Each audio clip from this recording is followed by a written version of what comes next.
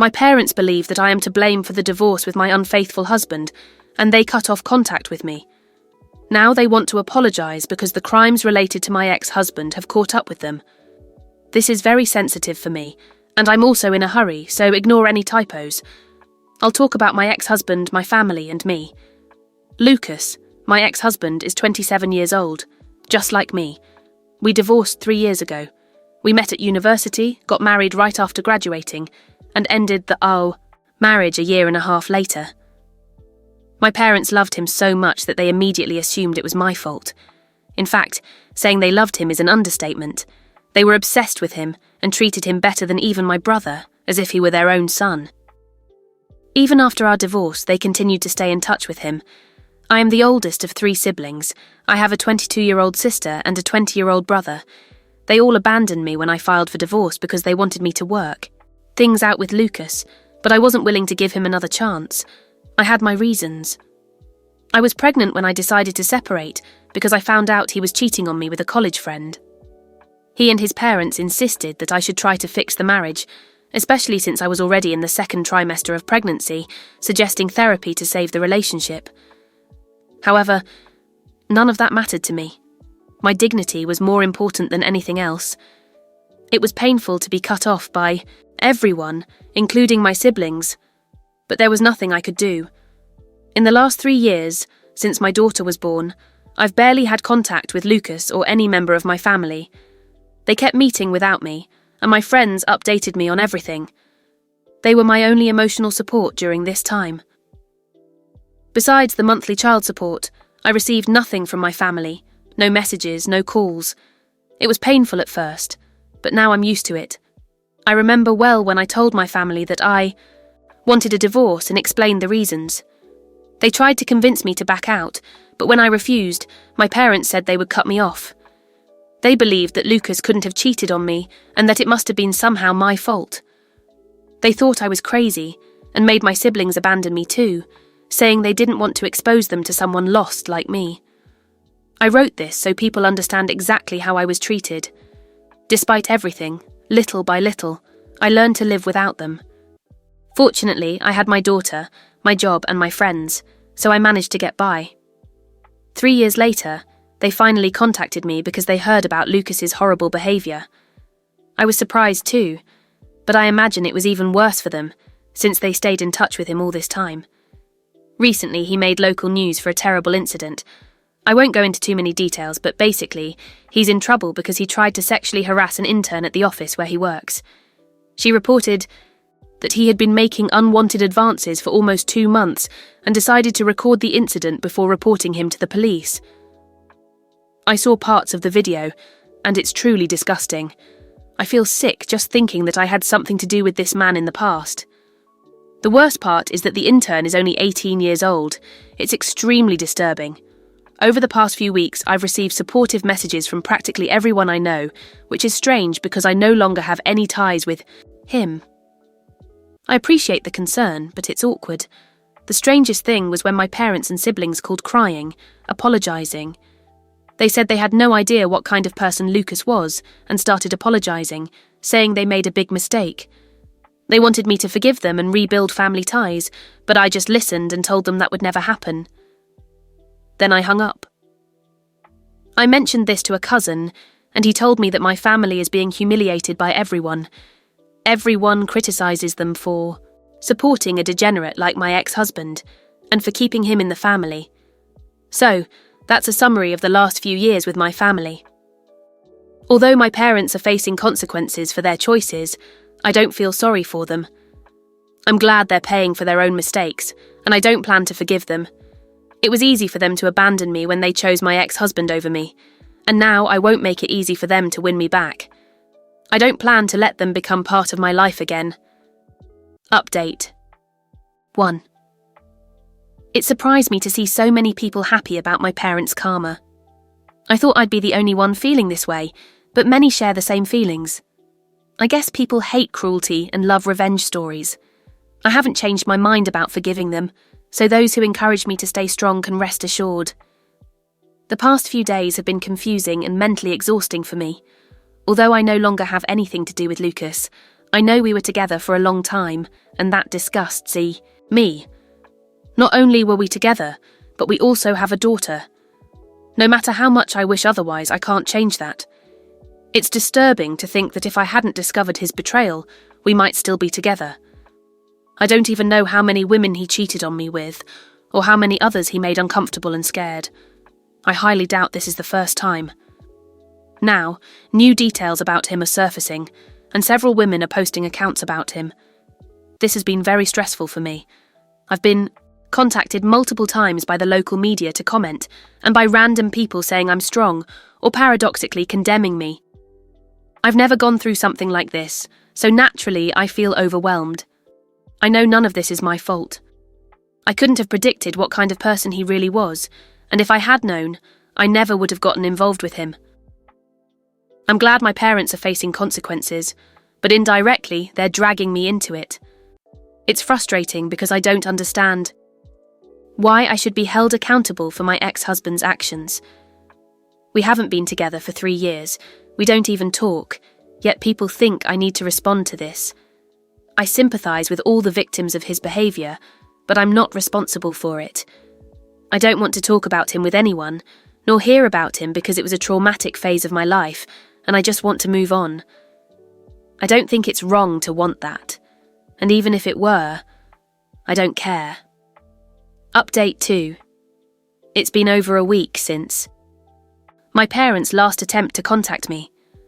After that, I blocked them again. I had blocked them before, but this time they used a new number. They decided to send an email to my professional address, since they knew I check that email more frequently. It was the same old story. They said they didn't know what was happening, that they wouldn't have acted that way if they had known, and that they wanted me to forgive them. Blah, blah, blah.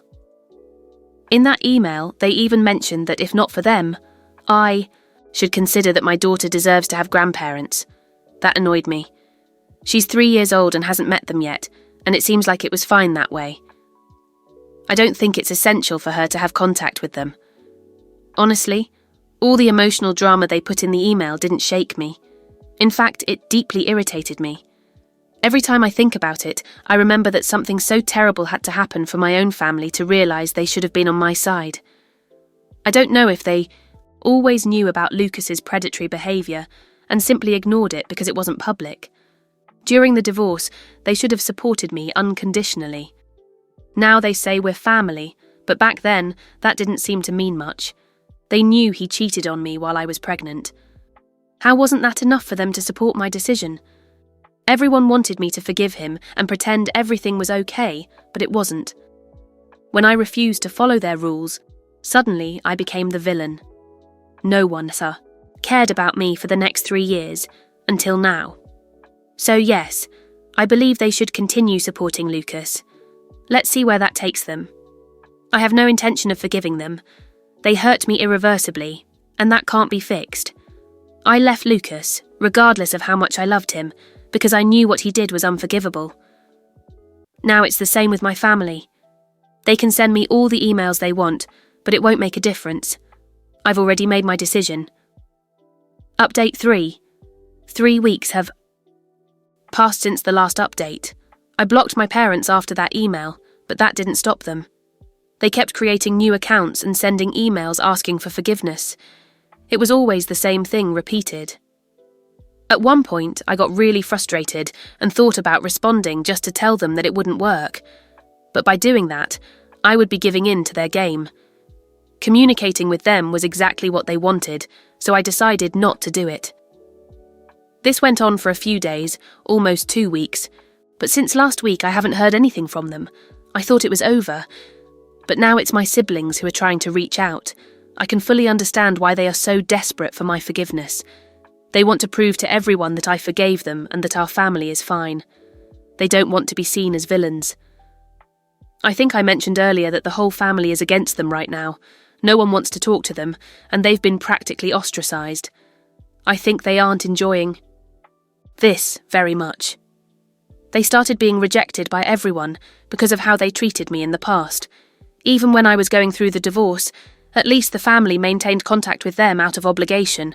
Now, all that is gone, and they've been marginalised. I think they're reaping the consequences of their own actions, but I imagine they can't handle it. My siblings recently contacted me, sending a message from a new number. They said they were very sorry for everything that happened, but I needed to know that in reality, they didn't want me to be pushed away from the family that way. According to them, they fought hard against our parents, but it didn't help, as our parents were very strict about what they wanted. They didn't think they could fight against them because, at that time, both depended financially on them. My brother, by the way, still does. They assure me that they were very young and that they really had no other choice but to do what our parents demanded. So, even if I don't forgive our parents, at least I should consider forgiving my siblings because they had no choice. I don't agree with that. I believe they could have fought harder for me. I remember that growing up, being the oldest, I always sided with them, regardless of how I got along with our parents. I always thought they loved me, so it was a great betrayal when, during the divorce, they took our parents' side instead of mine. The fact that they were financially dependent on them doesn't mean much to me. It may sound silly, but I simply don't care. If they really wanted to talk to me or comfort me, they could have contacted me afterward, when things had calmed down. But for 3 years, they didn't bother to get in touch. It's not like our parents are tech geniuses. My siblings could easily have hidden it from them and talked to me. It was a conscious choice not to do anything. Now they want to pretend that they were always on my side, but they couldn't show it because of our parents. I don't believe them. I think they just want to be seen as the good ones now, just like our parents. So, there's no real difference between all of them. They contacted me recently, and I didn't respond. I had nothing to say. What could I say after 3 years? It's not like I never imagined this. I always had bad things to say to them, but now, with everything materialised, I don't feel the need to respond or engage with them. I know it doesn't make sense. No one else knows what I went through during these last 3 years and during the divorce, because no one cared to find out. And especially regarding my siblings, it hurt me a lot, even more than when my parents disowned me. These apologies come too late for me. They are insufficient for me to truly forgive them. I don't want to go back to being the person I was before. I don't believe I can. I went through all this alone, with only the emotional support of my friends. Now, I think it will be impossible for me to be the same person they knew before. I'm not that person anymore, and because of that, I can't forgive any of them, not even my siblings. That's just how it is. Update 4. A few days have passed since the last update. When my siblings tried to contact me, I didn't respond. After that, no one else has tried to send me messages or reach out. In the past few days, I've been trying to organise my life because my mental health has been quite affected in the last few weeks since Lucas appeared in the news. I've been feeling very uncomfortable all the time. A few days ago, I decided to stop thinking about these things because it has nothing to do with me. With that in mind, I started planning a trip. Of course, my parents contacted me just as I had decided to leave. They sent another email, and this time I learned something new that explained even more. Apparently, my sister is engaged. She's been with her boyfriend for 2 years, and he recently proposed. They were going to announce it on social media, but the news about Lucas ruined everything. The groom's family knows that my family maintained contact with Lucas and became sceptical about moving forward with the wedding. Fortunately, the groom loves my sister enough to convince his parents otherwise, so the wedding is still happening. The problem is that, due to the family's rejection of my parents and siblings, they're now in a difficult situation. If they don't resolve this quickly, probably no one will attend the event. They even plan to have an engagement party next month, but now that's also in doubt. The only way to fix this would be to show people that I've forgiven them, and maybe others will follow my lead and start talking to them again. Most people are upset because my family abandoned me when I needed them most. I agree that they have a valid point. I could help resolve this issue for them, or at least try, because I know that if I said something, my relatives might reconsider talking to my family. At least there would be some contact, and they wouldn't be completely isolated as they have been. But that would only happen if I indicated that I've decided to forgive my parents and siblings, and am trying to repair my relationship with them, which I'm not doing. I don't feel the need to lie about it, not even for the sake of the wedding or their happiness. My mental health is more important to me right now. In the last few weeks, everything has been really bad for me, and interacting with my family won't make things better. It will only remind me of everything I've been trying to forget. Too bad for them, but I won't help them with this. It's not my responsibility to ensure that the rest of the family is present for my sister and that she doesn't end up in an uncomfortable position. This is the hole they dug themselves into, and I'm not pulling them out of it. The fact that they're contacting me for this reason, because my sister is getting married in a few months and wants the rest of the family there to avoid awkward questions for her parents, is even more insulting. I don't understand why they thought it would be a good idea to share this with me, because it only makes me feel like they're reaching out for selfish reasons. Everything has to be for their own benefit. Not even now can they sincerely apologise. They're not genuinely sorry for what happened. They're contacting me only because there's a wedding in the family, and they want everything to go smoothly. It's so insulting to think about it. I've already said that I've made my decision, and I'm not changing my mind. I don't care about the wedding. I don't care about anything related to them. I'm going ahead with my trip and ignoring them for the rest of their lives. That's it. I no longer consider them my family. I have nothing to do with them, and I don't want to have anything to do with them in the future. For them, it's more important to be seen as good people by the family than to actually be good people. I'm writing this in a messy way, but honestly, everything they've done so far has really made me angry. As if it weren't enough, they feel the need to keep contacting me and bothering me, regardless of how I feel. Even though I've made it clear that I want nothing to do with them, they continue to be selfish. But again, that's exactly who they are. It doesn't surprise me. Update 5. I just got back from my trip. It was a weekend getaway to the beach with a group of friends, and I had a lot of fun. It was a good distraction from everything I've been going through, and they supported me a lot while I shared what was happening. That was great. Still, not everything was perfect, because the day before we returned, my babysitter called me saying that my parents had come to visit me. My babysitter has been with me since my daughter was little because, obviously, as a single mother, it would be almost impossible to survive without her and without a family to help take care of my daughter. Not only because I needed to go out, but also because I have work and sometimes need to travel for professional reasons. I knew I couldn't always count on my friends to help because they also have their own lives and jobs. So, my babysitter practically became part of my little family and knows everything about my problems, including my relationship with my parents. Fortunately, because of that, she was smart enough not to open the door when she realised it was my parents outside. She called me after they left just to inform me, and I was very relieved that she handled the situation appropriately. She did exactly what I would have suggested without me needing to say it. We were also lucky because my daughter stayed quiet when the babysitter asked her to, otherwise they would have given themselves away and my parents would have known I was avoiding them.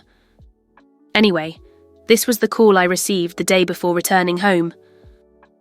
Although everything went well and no real harm occurred, since my daughter didn't end up meeting her grandparents, I decided to move. I don't know how they found out where I live, but I no longer care about staying there. I've already started talking to my real estate agent, and am looking for a place closer to my friends because I currently live in a fairly isolated neighbourhood. I'm glad I didn't have to interact with them directly because I don't think I would have wanted to. Going on this trip really gave me a lot of clarity.